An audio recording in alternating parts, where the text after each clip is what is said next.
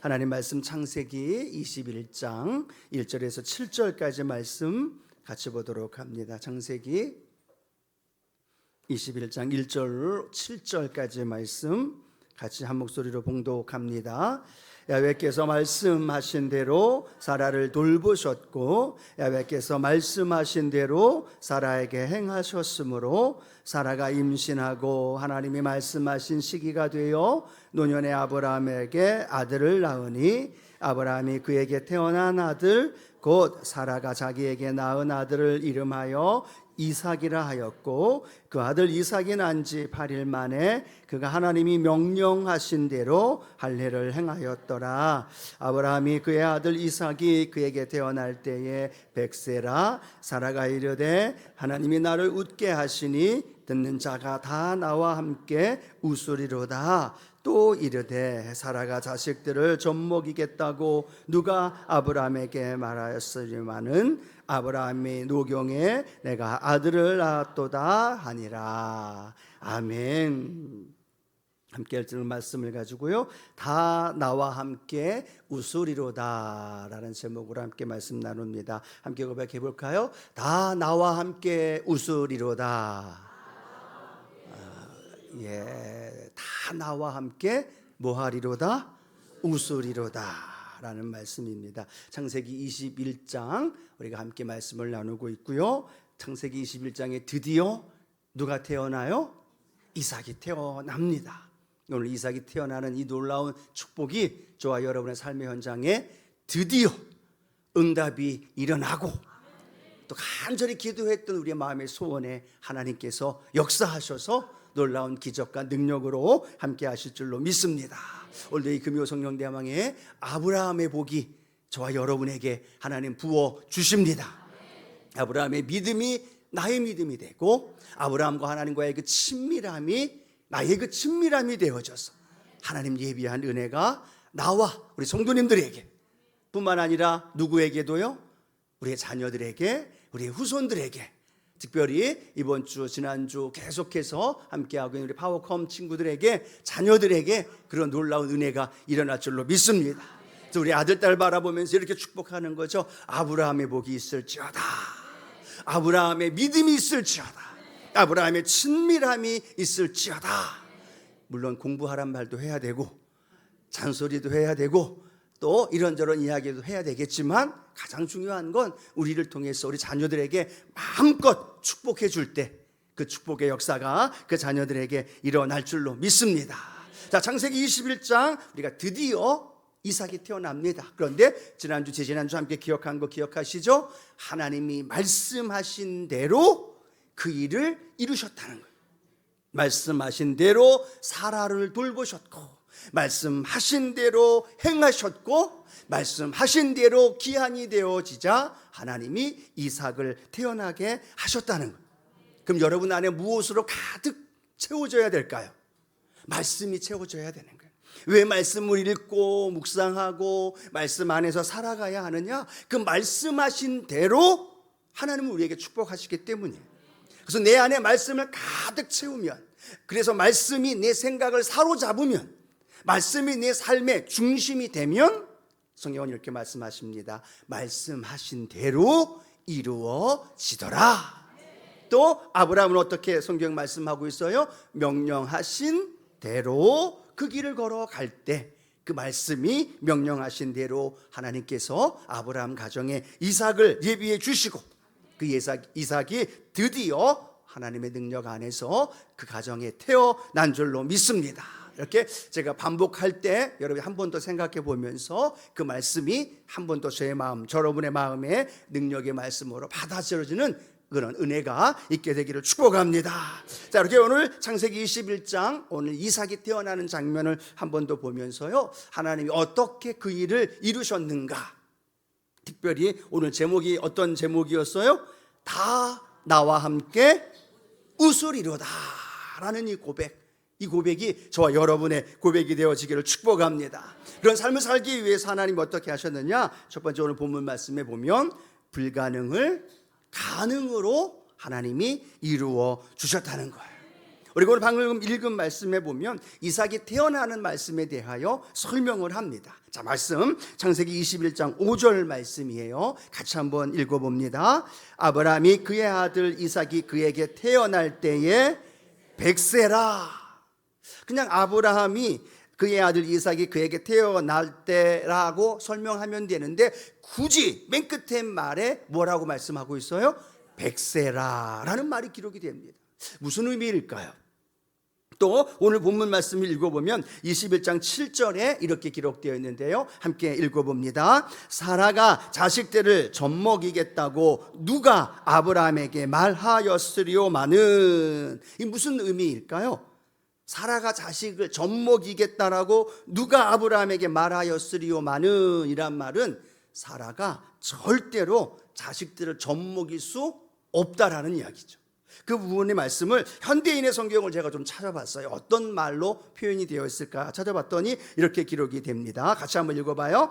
이 사라가 자식을 기를 것이라고 누가 꿈엔들 생각했겠는가? 그러나 나는 나이 많은 아브라함에게 아들을 낳아 주었다라고 말합니다. 조금 더 의미가 쉽게 다가오죠. 이렇게 설명합니다. 누가 꿈엔들 생각했을까? 그거는 가능하다는 이야기예요? 불가능하다는 이야기예요? 불가능하다는 이야기예요. 바로 방금 읽었던 말씀에 100세라라는 말씀을 기록한 이유, 그리고 오늘 읽었던 누가 꿈엔들 생각했겠느냐라는 말씀을 표현하는 이유가 뭘까? 지금 사라는 어떤 상황이라는 거예요? 아들 이삭을 낳을 수 없는 상황이라는 거예요. 그걸 강조하고 그걸 계속 반복하면서 읽는 독자인 저와 여러분들에게 뭐라고 얘기하느냐? 이삭은 100세에 태어났어. 꿈엔들 생각할 수 없는 일인데 그것이 아브라함 가정에 일어났어 라고 설명하면서 불가능한 것을 설명하면서 강조하고 있다는 거예요. 근데 중요한 건 뭘까요? 불가능을 강조하면 할수록 하나님께서 아브라함에게 이삭을 베풀어 주신, 이삭이 태어나게 하신 것에 대한 그 놀라운 은혜가 더 강해지는 줄로 믿습니다.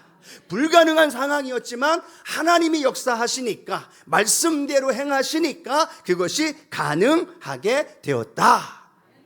그걸 하나님은 강조하고 싶었다는 거죠. 사실 이 아브라함도요, 창세기 15장 우리가 함께 말씀을 나눴던 것처럼 이삭이 태어나지 않으니까 그의 종 엘리에셀을 상속자로 만들었어요. 이 상속자로 생각하고 그를 받아들이는 모습이 창세기 15장에는 나옵니다. 또 창세기 16장에는 하가를 통하여서 누구를 낳게 돼요? 이스마엘을 낳기도 한다라는 겁니다. 여러 가지 방법으로 아브라함은 불가능한 상황에서 이삭을 낳게 하시는 그 하나님을 믿었지만 환경을 통해서는 믿지 못함으로 말미암아 때로는 엘리에셀을, 때로는 하가를 취함으로 말미암아서 아들을 낳으려고 하는 모습들을 계속 성경은 보여주고 있다는 겁니다. 그럼에도 하나님은 어떻게 하셨어요? 또 참고 또 기다리시고 또 기다리시고, 언제까지? 아브라함이 완전히 포기할 때까지. 아브라함도 사라도 전혀 그 하가를 통해서 이스마엘을 낳을 수 있는, 아니 그 이상도 불가능한 상황까지 하나님은 몰아넣으신 다음에 드디어 100세가 되었을 때 하나님께서 약속하신 이삭을 그에게 부어주신 줄로 믿습니다. 왜 그럴까요? 하나님은요, 아브라함을 통해서 하나님이 하셨다는 사실을 고백하기를 원하셨다는 거예요. 그렇죠? 완전히 불가능할 때, 100세가 되고 꿈엔도 생각하지 못할 때 그 일을 이루시면서 아브라함을 통해 무엇을 고백하기를 원하셔요? 하나님은 불가능한 상황 속에서도 그 언약하신 것들을 이루어 주셨고 그 언약하신 것을 반드시 이루시는 하나님이시다 라는 사실을 설명해 주고 있다는 거죠. 만약에 그것이 불가능하다라고 정확하게 인지하지 못할 때에 태어났으면 그때에는 야, 하나님이 하셨습니다 라고 말하지만 시간이 지나면 뭐라고 얘기해요? 때가 됐으니까 아브라함과 사라를 통해 태어났겠지라고 생각하면서 어쩌면 우연히라고 생각할 수도 있고, 어쩌면 그 하나님이 하시지 않아서도 관계 속에서 그 일이 일어날 거야 라고 생각하는 그 한계의 모습이 우리 사람들의 모습 속에 나타나기 때문에 하나님은 끝까지 완전하게 불가능한 상황에 코너에 몰아놓은 다음에 야, 이제는 모든 게 끝났다, 이제는 안 돼, 야, 이제는 불가능해 라고 말할 때 그때 하나님은 일을 시작하시고 그때 하나님은 놀라운 기적과 능력으로 역사하신 줄로 믿습니다. 그래서 아브라함과 사라의 노력이 아니라, 그들의 능력의 결과가 아니라 오직 하나님의 은혜의 결과로 언약의 자손인 이삭이 태어났더라. 그게 아브라함도 인정이 되어져야 되는 상황이고, 이삭도 태어난 다음에 그 스스로가 그것을 깨닫게 되어지는 놀라운 일들을 이루기 위해서 하나님은 끝까지 기다리시고 참고 기다리셨다는 사실이에요. 누구를 위해서일까요? 아브라함을 위해서. 아브라함이 코너에 몰리고 모든 것이 포기했을 때 역시 하나님은 그 능력의 하나님으로 그 일을 이루시는구나라는 사실을 절대로 흔들림 없이 믿음으로 걸어갈 수 있도록 그 일을 하기 위해서 하나님께서 그 일을 이루어 주신 줄로 믿습니다. 이스라엘 백성들을 출애굽하고 하나님은 광야로 그들을 몰아갑니다. 왜 광야로 몰아가실까요? 여러 가지 의미가 있겠지만요, 광야는 아무것도 없는데 200만이 넘는 이스라엘 백성들이 먹고 마시고 함께 할 수 있도록 그 일을 이루어 가시는 하나님을 만나게 하기 위함이라는 거죠. 광야가 아니라 풍요한 곳으로 인도했다면 그들은 뭐라고 얘기해요? 하나님이 필요 없다는 이야기죠. 하나님 없이도 우리 앞에 먹을 게 있고, 하나님 없이도 우리의 삶에 필요한 것들이 공급되어지는 걸 느낄 수 있다는 거죠. 그런데 하나님은 아무것도 없는 광야로 그들을 몰아가십니다. 그런데 놀라운 건 200만이 넘는 그들이 먹고 마시고 옷이 헤이지 않고 발이 부르트지 아니하도록 하나님이 그들을 지켜주신 줄로 믿습니다. 광야의 특징이 뭐예요? 길이 없는 곳이 광야예요.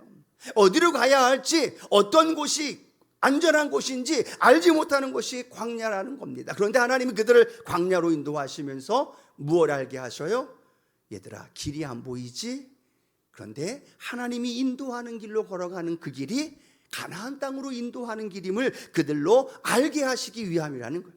철저하게, 아무것도 없지만 철저하게 오직 하나님만 붙들고 걸어갈 수 있도록 인도해 주시는 것, 그것이 바로 하나님께서 불가능을 가능으로 인도해 주시는 놀라운 축복인 줄로 믿습니다. 왜냐하면 우리 인간들은요, 조금만 틈이 나도 하나님께 감사하고 하나님이 하셨습니다라는 말보다는 우연히 어떻게 하다 보면 또 살다 보니까 되었지라는 생각들이 너무나 많이 다가온다는 거죠. 그런데 우리가 그것이 고백되어지지 않는 철저한 불가능 상황에 다가올 때 하나님께서 그 일을 이루어 주신다는 거예요.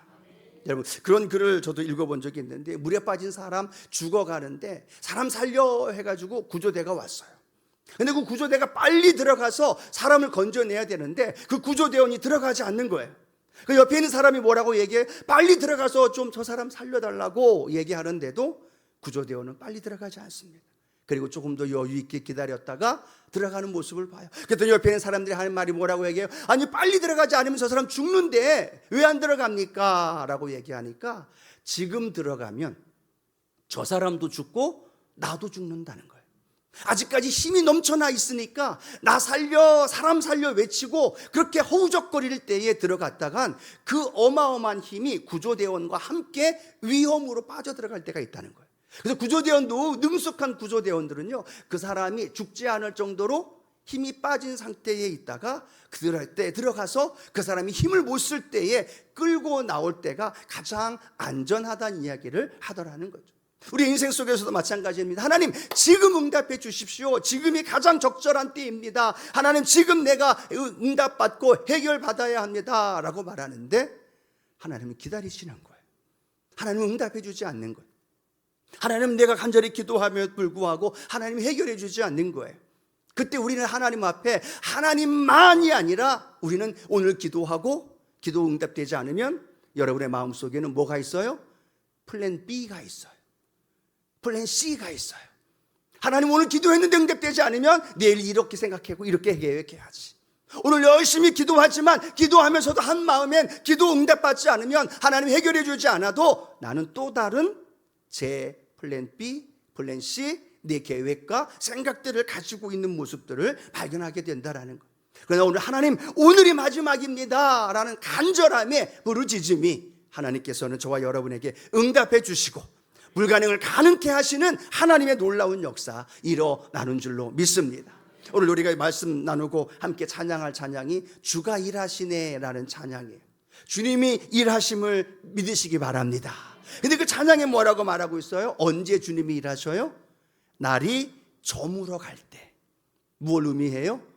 모든 게 포기하고 끝날 때를 의미하는 거죠. 빈들에 서 있을 때, 내가 아무것도 없고 무엇이든 구할 수 없는 상황이 되었을 때, 내 힘으로 안 될 때, 빈손으로 걸어가면서 절망하면서 모든 걸 포기할 때, 그때 놀라운 건 뭐라고 고백해요?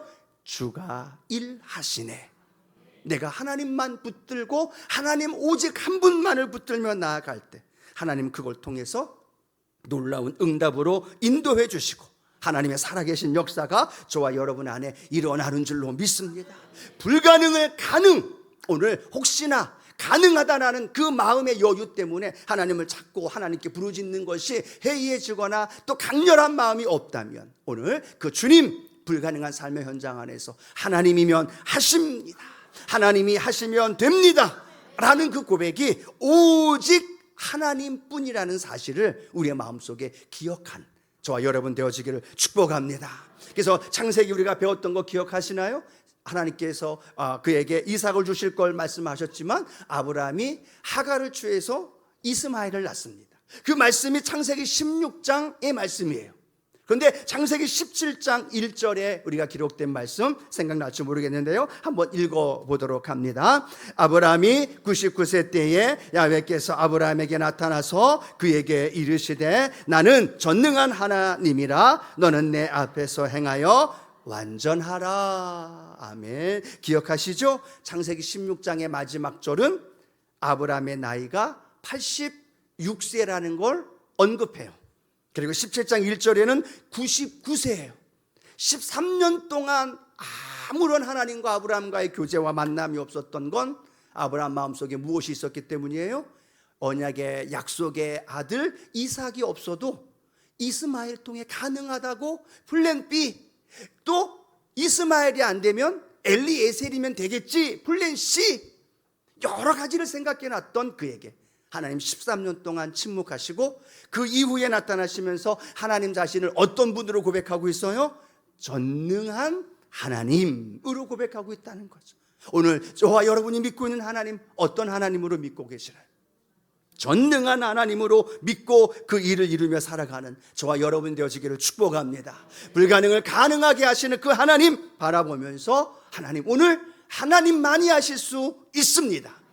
그 간절함이 있으시면 아멘.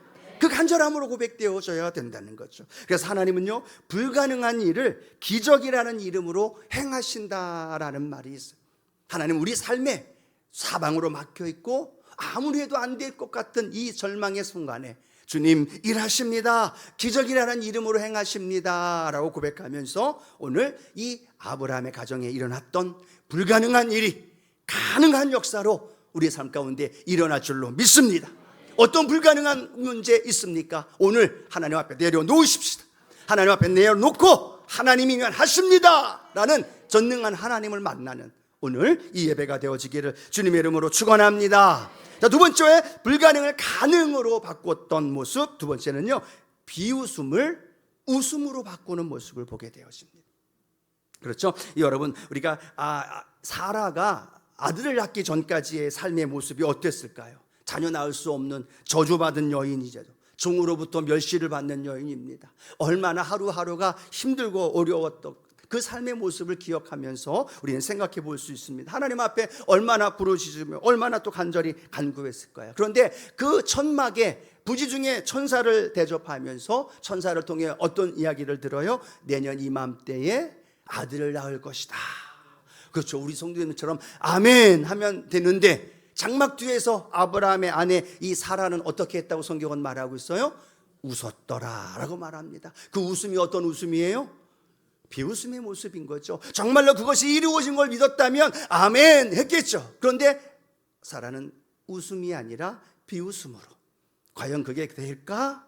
과연 그것이 내게 이루어질까? 내 몸이 지금 나이가 몇 살인데, 아브라함의 나이가 몇 살인데 라고 생각하면서 비웃음으로 그걸 표현하고 있다는 거죠. 그래서 천사가 말합니다. 내가 왜 웃느냐? 하나님께 능하지 못한 일이 있겠느냐?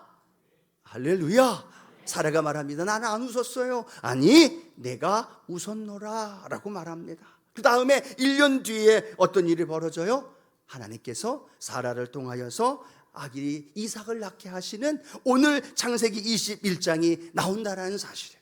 그 다음에 오늘도 창세기 21장 6절 보니까 사라가 뭐 하는 장면이 나오는지 한번 보시겠어요? 한번 창세기 21장 6절 함께 읽어봅니다. 사라가 이르되 하나님이 나를 웃게 하시니 듣는 자가 다 나와 함께 웃으리로다. 아멘. 하나님이 나로 뭐 하게 하셨다고요? 웃게 하셨다는 거예요. 그 1년 전에 비웃는 웃음이 아니라 이제는 뭐예요? 진짜 하나님이 내게 아들 이삭을 주심으로 말미암아 기쁨으로 말미암아 웃음을 넘쳐나는 오늘 이 사라의 이 축복을 저와 여러분에게 일어나게 될 줄로 믿습니다. 내 생각에는요, 하나님의 말씀이 어떨 땐 비웃음으로 다가올 때가 있어요. 아이 목사님, 다른 사람에게 해당되지만 나한테는 그런 일이 일어나지 않아요. 아니 목사님, 성경엔 그렇게 기록되어 있지만 내 인생에는 그런 일이 나타나지 않아요. 아무리 말씀을 전해도 아이 목사님, 그거는 성경의 이야기이고 나하고는 상관없는 이야기예요 라고 말하면서 그렇게 웃음 앞에 어떤 자가 들어가요? 빗자가 들어가야죠. 비웃는 모습으로 말씀이 떨어질 때, 말씀이 다가올 때, 말씀이 내 안에 다가오지 않을 때가 많다라는 거예요. 그런데 놀라운 건 하나님의 약속의 말씀이 혹시나 내가 비웃는다 할지라도 성경에 그 약속하신 그대로 지금 누구에게 이루어졌어요? 사라에게 이루어지고 있고, 사라가 지금 뭐라고 고백하고 있느냐? 하나님이 나로 하여금 웃게 하신다. 할렐루야. 웃게 하신다는 건 무엇을 의미해요? 그 언약하신 것이 이루어졌다는 거예요. 1년 전에는 비웃음이었지만 지금은 직접 그 모습을 보면서 하나님 앞에 하나님이 나로 하여금 웃게 하셨도다. 하나님은 저와 여러분의 삶에 웃게 하시는 분인 줄로 믿습니다. 그러니까 행여나 웃게 하실 때 여러분 이 사라의 마음이 어땠을까요? 1년 전에 비웃었던 것이 얼마나 죄스러웠을까. 그때 비웃지 말걸, 차라리 안 들었으면. 그런데 지금 비웃었던 그 모습이 웃음으로 바뀌어질 때에 하나님 앞에서 자신의 모습, 또 그 기쁨으로 표현하고 있는 이 사라의 모습, 오늘 우리가 생각해 보면서요, 하나님의 말씀이 선포되어지는 그 말씀이 불가능이 가능으로, 또 비웃음이 아닌 웃음으로 내 삶 속에 이루어지는 걸 믿음으로 아멘 하고 받아들일 수 있는 은혜가 있게 되기를 축복합니다. 나와는 상관없어 라고 이야기하는 말씀이 선포될 때도 있어요. 또 저건 내 문제가 아니야 라고 생각하더라도요, 1년 뒤에 그 문제가 내게 다가올 수도 있다는 거. 우리의 인생이 그렇지 않아요? 그런 삶이 반복되어지기 때문에 말씀이 들어올 때는, 말씀이 내 귀에 선포되고 들려질 때에는 아멘, 아멘 하면서 내 말씀으로, 내 삶으로 이루어집니다 라고 고백하면서 하나님이 나로 웃게 하시는도다. 이 말씀의 고백의 주인공이 저와 여러분이 되어지기를 축복합니다.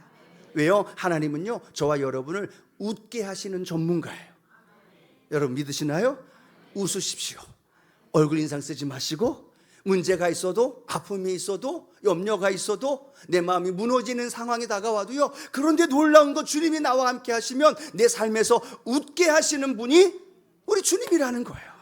성경에 보면 이렇게 기록합니다. 시편 16편 11절인데요 함께 고백합니다. 주께서 생명의 길을 내게 보이시리니 주의 앞에는 충만한 기쁨이 있고 주의 오른쪽에는 영원한 즐거움이 있나이다. 아멘. 뭐라고 말하고 있어요? 주의 앞에는 충만한 기쁨이 있고, 할렐루야, 주의 오른쪽에는 영원한 즐거움이 있다는 것. 그러면 내가 주님과 함께하고 있다면 내 인생과 삶에는 어떤 일이 벌어져요? 충만한 기쁨이 넘쳐납니다. 영원한 즐거움이 내 삶 가운데 일어난다라는 거예요. 믿는 자와 믿지 않는 자의 삶의 차이는 어떤 것으로 나타날 수 있을까요? 염려되고 근심되고 절망스러운 상황에 똑같이 염려하며 슬퍼하며 절망하며 낙심하는 것이 아니라 그 상황에도 주님이 나와 함께 하기 때문에 주님 앞에는 충만한 기쁨이 있고, 그 기쁨이요 내 안에서 샘솟듯 솟아나는 거예요. 내 옆에서 나를 짜증나게 하고 힘들게 하고 상처받게 하는 일들이 있을까요? 없을까요? 왜 없겠습니까? 얼마나 많겠어요. 원수마귀가 우리를 넘어뜨리려고 환경과 삶을 통해, 사람들의 말을 통해, 주변의 상황을 통하여 얼마나 많이 다가올까. 근데 우리는 기억해야 됩니다. 하나님은 어떤 분이냐? 내 안에서 웃음을 선물로 주길 원하시고, 그 충만한 기쁨과 영원한 즐거움이 우리 믿음의 성도님들의 삶의 현장 안에 날마다 넘쳐나기를 원한다는 거예요. 저는 개인적으로 우리 순복음 성도님들이 늘 기쁨이 넘쳐나는 성도들이라고 그렇게 인정되어지길 축복해요.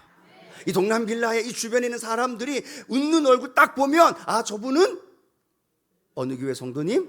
순복음교회 성도님이구나 라고 알게끔, 그렇게 삶의 고백이 되어져서 충만한 기쁨과 영원한 즐거움이 우리 안에 넘쳐나기를 축복합니다. 왜냐하면요, 성경에 보니까 주님이 회복을 향하여 말씀하실 때, 선지자들을 통하여 심판과 멸망과 징계에 대한 말씀하신 이후에 회복을 이야기할 때는 꼭 어떤 단어가 들어가느냐? 우리 먼저 예레미야 31장 13절 우리 같이 한번 읽어봅니다. 그때에 처녀는 춤추며 즐거워하겠고 청년과 노인은 함께 즐거워하리니 내가 그들의 슬픔을 돌려서 즐겁게 하며 그들을 위로하여 그들의 근심으로부터 기쁨을 얻게 할 것임이라. 계속 반복되는 게 뭐예요? 즐거움, 기쁨, 춤추며 즐거워한다라고 설명합니다. 이사야 61장 3절도 기록하는데요, 함께 합니다. 무릇 시온에서 슬퍼하는 자에게 화관을 주어 그 죄를 대신하여 기쁨의 기쁨으로 그 슬픔을 대신하며 찬송의 옷으로 그 근심을 대신하시고 그들의 의에 나무와 곧 야훼께서 심으신 그 영광을 나타낼 자라 일컬음을 받게 하려 하심이라. 여기도 반복되는 게 뭐예요? 슬픔을 기쁨으로, 찬양으로, 화관으로 하나님께서 계속해서 이루어 주신다는 거예요.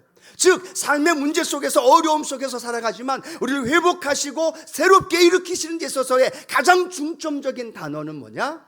하나님이 저와 여러분을 뭐하게 하신다? 한번 다시, 뭐하게 하신다? 웃게 하신다는 거예요. 기뻐하게 하신다는 거예요. 삶의 문제와 상관없이, 환경과 상관없이 내 안에 계신 예수로 말미암아 늘 기뻐하며 즐거워하며 살아갈 수 있는 저와 여러분 되어지기를 축복합니다. 그게 하나님의 전문가예요. 오늘 사라가 비웃었지만 놀라운 건 그 비웃음을 웃음으로 보란듯이 확실하게 바꿔주신 하나님. 오늘 저와 여러분 마음속에 하나님이 주시는 그 웃음, 그 기쁨, 그 감사, 샘솟듯 웃어나는 하나님의 그 축복의 역사가 일어나기를 축복합니다. 온 세상이 우울증으로, 우울한 마음으로 가득해요. 경제적으로, 정치적으로, 가정의 삶에, 또 사업에, 자영업 하시는 분들 환경과 보면 너무너무 우울한 일들로 가득 차오져 있는 모습을 보게 됩니다. 그게 세상 사람들만의 모습이 아니에요. 교회 다니는 성도들을 대상으로 통계를 내보니까요, 교회 다니는 사람들도 10명 중에 6명이 외롭다는 말들을 한다는 거예요. 어울리지 않죠. 성도들이 있고 가족들이 있고 예수님이 계시는데 왜 외로워? 왜 우울해? 기쁨이 넘쳐야지, 할렐루야 해야지. 근데 실제로는 안 그래요. 10명 중에 6명은 교회 다니면서 할렐루야 하면서 권사요, 목사요, 장로요, 집사요 살아가지만 그 안에는 외롭다라는 의식으로 가득 차 있다는 거예요. 그리고 그 삶을 살아가면서 그 안에 기쁨을 잃어버리고 웃음을 잃어버리고 살아간다는 거예요. 어떤 권사님한테 제가 전화를 했는데 전화가 안 받으시더라고요. 그래서 그 다음에 한참 며칠 뒤에 또 전화를 해서 여쭤봤어요. 권사님, 제가 지난번에 전화 드렸는데 전화를 받지 않으셨어요? 했더니 그 권사님이 뭐라고 얘기했냐면, 전화 한 통 안 오는데 내가 핸드폰을 가지고 나갈 일이 없대요. 누구한테든 전화 한 통 올 일이 없대요. 이게 얼마나 우픈 일이에요. 웃기지만 슬퍼요. 우리 교회 권사님이시고 많은 성도들이 있을 텐데 그 권사님한테 전화 한 통 올 일이 없대요. 그래서 어디 운동을 가든 뭘 하러 가든 핸드폰을 가져갈 일이 없대요. 왜? 전화 올 일이 없다는 거예요. 전화 왔는지 안 왔는지 볼 필요도 없대요. 누군가로부터 전화 받을 일이 거의 없다는 이야기인 거죠. 참 많은 안타까움, 그리고 제 마음속에도 그 말을 들으면서 굉장히 마음에 좀 불편한 그런 마음이 생각해 본 적이 있습니다. 수많은 사람들이 외롭다, 우울하다라는 것으로 가득 차 있는 이 시대가 교회 성도들 안에서도 그것이 과반수 이상에 넘는 이들이 함께 한다는 거죠. 여러분, 그런데 주님이 우리 안에 오시면 주님으로 인하여 우리 안에 어떤 일이 벌어져요? 주님으로 인하여 웃을 일이 일어나게 되어지는, 기쁨이 넘쳐나게 되어지고 감사가 넘쳐나게 되어지고, 그 기쁨을 성경은 뭐라고 말하고 있느냐? 빼앗을 자가 없다라는 거예요. 성경 요한복음 16장 22절 같이 한번 읽어봅니다. 지금은 너희가 근심하나 내가 다시 너희를 보리니 너희 마음이 기쁠 것이요 너희 기쁨을 빼앗을 자가 없으리로다. 믿으시면 아멘. 빼앗기지 마시자고요. 원수 마귀에게 빼앗기지 말자는 얘기예요. 옆에 계신 분이 말 한마디로 내 기쁨을 빼앗기지 말자는 얘기예요. 그 기쁨이 내 안에 있을 때 그 기쁨이 주님의 즐거움 안에서 우리 안에 소유되어지는 은혜. 여러분, 먼저 우리가 누려야만 그 다음 사라가 뭐라고 말씀하고 있어요? 성경 우리가 읽었던 말 기억하죠? 하나님이 나를 웃게 하시고 듣는 자가 다 나와 함께 웃으리로다. 이제는 이 사라에게만 끝난 게 아니에요. 그 다음에 뭐라고 선포하고 있느냐? 듣는 자가 다 나와 함께 웃으리로다. 내가 웃을 때 나와 함께하는 모든 자들이 웃는 은혜가 일어나는 거예요. 내가 웃지 않는데, 내가 기뻐하지 않는데 어떻게 복음을 전할 수 있어요? 내가 웃지 않고 내가 기쁨이 없는데, 내 마음에 우울함으로 절망으로 가득 찼는데 예수를 전할 수 있나요? 예수 믿는다고 자신 있게 말할 수 있나요? 아니요. 내 안에 먼저 주님으로 인한 웃음, 기쁨, 희락, 그 찬송이 저와 여러분 안에 차고 넘치기를 축복합니다. 그리고 그 다음 선포되었던 그 고백, 모든 이들이 다 나와 함께 웃으리로다. 이 축복의 역사가 오늘 저와 여러분 안에 함께하기를 주님의 이름으로 축복하면서, 이삭이 예수 그리스도를 예표하고 있는 모습이 세 번째인데요. 이삭이 예수를 예표하고 있다. 이삭을 보면서 누구를 예표해요? 예수 그리스도. 어떤 부분에서 그럴까요? 출생이 미리 알려진 것과 또 이 예수님이나 이삭이나 이름이 먼저 알려지고 정해졌던 것, 탄생이 둘 다 기적적으로 이루어졌던 것, 또 그 탄생이 수많은 사람에게 기쁨을 주었던 것, 여러모로 신학자들, 성경학자들은 이삭이 예수 그리스도를 예표한다라고 말합니다. 이삭을 보면서 예수 그리스도를 떠올릴 수 있다는 거죠. 오늘 저는 그렇게 생각해 봅니다. 오늘 저와 여러분을 통해 예수 그리스도를 떠올릴 수 있는 은혜가 있게 되기를 소원합니다. 아, 누구누구 권사님, 아, 누구누구 장로님, 그분을 보면서 누구를 예표하고 누구를 떠올려야 돼요? 예수님을 떠올리는 거죠. 그 권사님, 나와 함께 걸어가셨던, 내 힘들 때 함께 하셨던 우리 여도순 몸수원교회 성도 우리 권사님 보면서 많은 사람들이 예수님을 떠올랐으면 좋겠어요. 그 예수님의 모습을 발견했으면 좋겠고, 우리를 통해서 그 예수 그리스도가 마음껏 드러내 줄 수 있는 그런 우리 성도님들 되어지기를 주님의 이름으로 축복합니다. 오늘 말씀을 맺기를 원하요. 다 나와 함께 웃으리로다. 불가능을 가능하게 하시고 비웃음을 웃음으로 바꾸시고, 이삭 안에 예수 그리스도의 예표가 되어졌듯 저와 여러분을 통해 예수 그리스도가 드러나고 전해지고 알게 되어지는 그 은혜, 오늘 그런 저와 여러분 되어지기를 주님의 이름으로 축원합니다.